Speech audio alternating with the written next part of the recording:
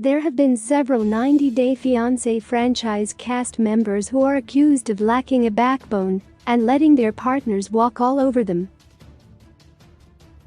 On 90-Day Fiancé and spin-offs like 90-Day Fiancé, The Other Way and 90-Day Fiancé, Before the 90 Days, there have been all sorts of relationships with different dynamics.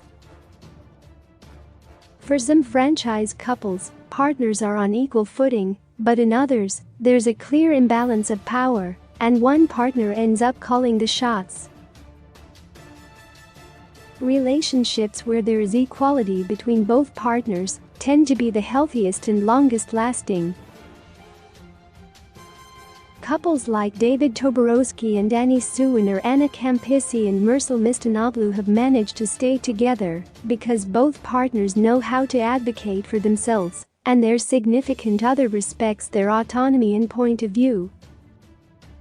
However, there are other franchise couples with a total lack of equality between partners, and it leads some cast members to be treated poorly. For these 90-Day Fiancé stars, it's been next to impossible for them to stand up to their significant others. Though many of them are still together with their partner, their relationship is not necessarily a healthy one. Eric Rosenbrook. As one half of one of the most despised couples in the franchise, Eric Rosenbrook isn't popular with viewers.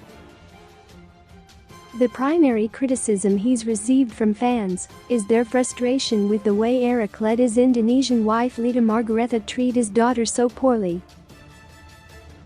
Upon her arrival in America, Lita started picking fights with Eric's daughter Tasha, which has culminated in Lita filing a restraining order against Tasha. But all the while, Eric hasn't stood up for his own flesh and blood. Michael Elisanmi.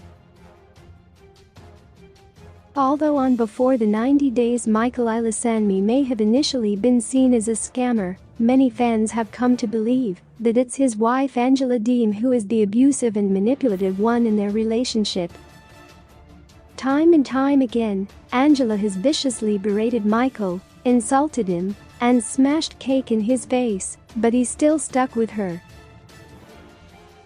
By the end of 90-Day Fiancé, Happily Ever After, viewers weren't sure if Michael and Angela were still together, but recent clues suggest that their toxic relationship is still going strong. Elizabeth Podest. When Elizabeth Podest and her now husband Andrei Kastrovit were introduced on 90-Day Fiancé Season 5, a major part of their storyline revolved around Andrei wanting a submissive wife. Though she claimed she was fine with letting her husband take the reins in their relationship, Elizabeth's opinionated sisters had their doubts and were disappointed that Elizabeth didn't stand up for herself. The couple is still together, and their unequal relationship dynamic hasn't changed.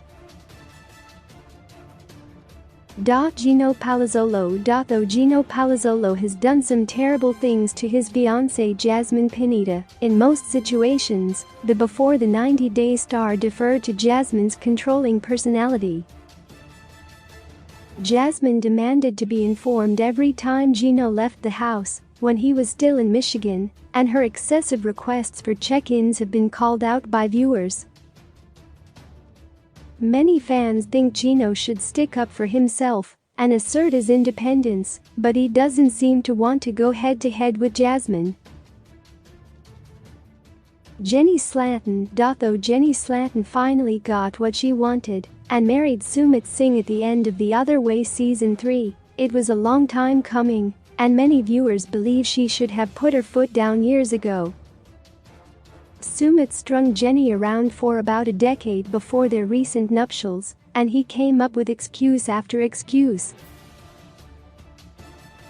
However, Jenny clung tightly to the idea of a life with Sumit, and it ultimately paid off for the 90-Day Fiancé franchise star. I'm the strict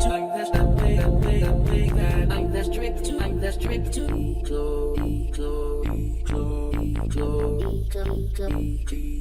glory, the glory, and we got the glory. I'm the street, and we come true, come true, come true. Ping and pray, ping and pray, come true, come true, come true. Ping and pray, ping and pray, ping and pray, just to